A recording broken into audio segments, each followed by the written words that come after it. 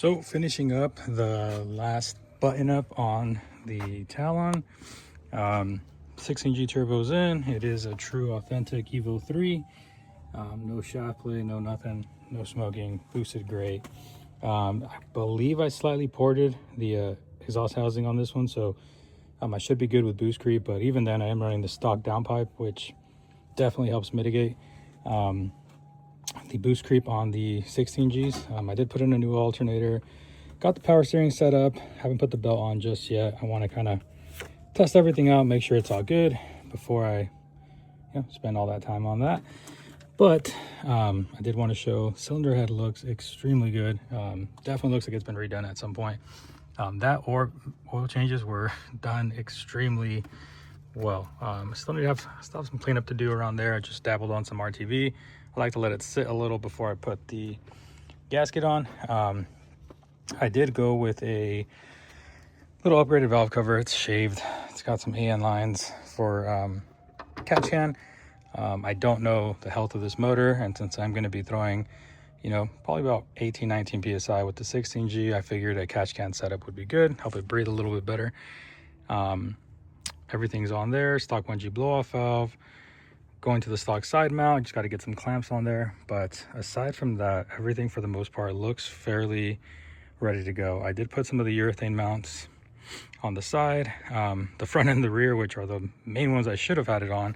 I did not put them on when I just dropped everything in. I was kind of on a time crunch at that time. Now I might just drive it for a bit. Hopefully the transmission is good on this. It is a 2G front wheel drive. It's an unknown condition transmission. It was given to me by my buddy who I sold the built TRE trans. He had this one as a spare, so he gave me that one. That way I can get this all put back together. I just got to bleed the clutch. It seems like it's actually still held pressure all these years. I did look and I saw a billet add-on inside of the diaphragm of the clutch slave, so I'm not sure if this is like a upgraded performance, old school type slave, but I mean, it's been sitting for years and that thing still has pressure. I push the rod down and it compresses it right back, so it's pretty good. But I was really happy to see how clean the head looks. Looks really good. They didn't use ARP head studs, which if you're gonna do your head gasket, just do some ARPs. But I will be tidying this up. Ignore my mess here. I did just start trying this out. I want to see if this works well on kind of just basic setups, but I've heard people stand by these really well, so it's my first time trying this out, so we'll see how it holds up. But I will take off once this is all good to go.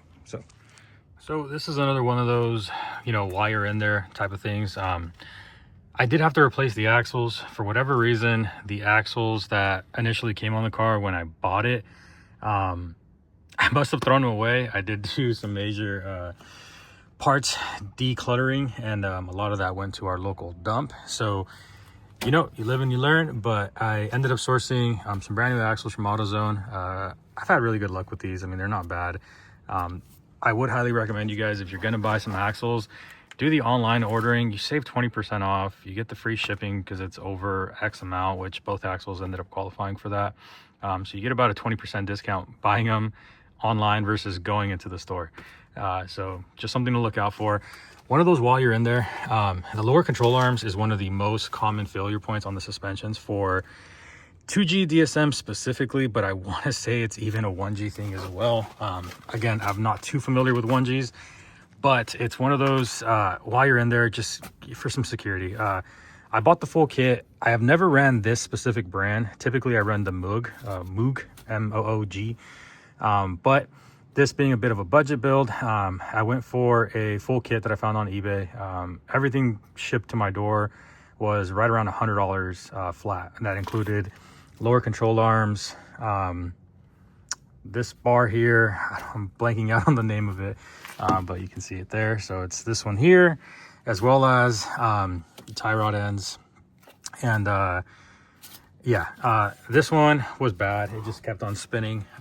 And then as I was looking and inspecting the boot, I mean, it had seen better days. It wasn't horrible by any means, but this was the main issue which is it just kept on spinning on me. So rather than just forcing it on there, which I probably could have done, and I put some pressure on the back, it might have been fine. for $100, I don't know. I like when I put something together for the next person to come and have to work on it. You know, I grease everything up, axles, my, you know, everything that comes out, the bolts from the rear for the lower control arm. I like to grease them all just to make it easier for the next person, but more than anything, safety. I love taking my kids in these cars, and more than anything is I want to make sure that if and when I do have them in there, that they're safe, you know? So, new control arms, both sides. I don't know if that's a lateral arm or whatever the case may be, but everything brand new on both sides. So I was tempted to do the brakes and everything like that first, but I always like to do a road test first, make sure everything feels good, really inspect the car prior to then just kind of going all in and replacing parts that maybe don't need replacing. As of right now, I look at the pads, they're about 30% or so, maybe 40. So it is something that's on the radar. I do see that the ABS, because this is a 94, that sensor is just hanging there. One thing I did like to see is that the previous owner did opt for some steel braided brake lines, which is nice. More than likely this car, I picked up another set of Evo 8 Brembos. So I'm going to be doing the Brembo swap on the red GSX, and I think this car might get it as well too. Because why not? I mean, I'm already there. Very simple task to do. Little grinding and brackets on the knuckle, and then we should be good to go. The fact that it already has steel braided brake lines makes me feel a little better, because it should be an pretty easy swap for the most part. So gonna button up everything I have left up top, which is just the throttle body, and then I will check back in once this is hopefully ready to fire up. So stay tuned. Car is on, it is running. I did run into an issue. Even though I do my whole while you're in there, I did not replace the water pump seal that goes on that coolant pipe. And of course, that is the only leak I have, is from that coolant pipe. So aside from that, it is running well. There was some wiring issues I had to figure out. Not much smoking. I think that's all residue. It does still have a factory cat on here. But I am excited because the transmission does drive, goes into gear just fine. This is a wiring issue I had to figure out because for whatever reason it wasn't done properly. So that is where I'm at right now. I do have to keep an eye on it because obviously that coolant is leaking. So I did have to adjust the TPS. For whatever reason, it was not wanting to read just about anything. So I don't know if it was frozen, but I removed it and got it taken out. So I am not sure why the camera is getting foggy there. Clean that up. There you go. So all the lights work, everything is running. I turned on the headlights because I was curious if there was any wiring issues I had to figure out, and we're good. So plan of action now. I know the motor runs, I know it sounds good. Clean up all that wiring, and then I need to replace that coolant pipe.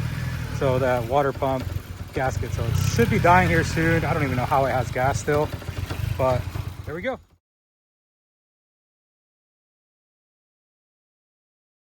It is cold.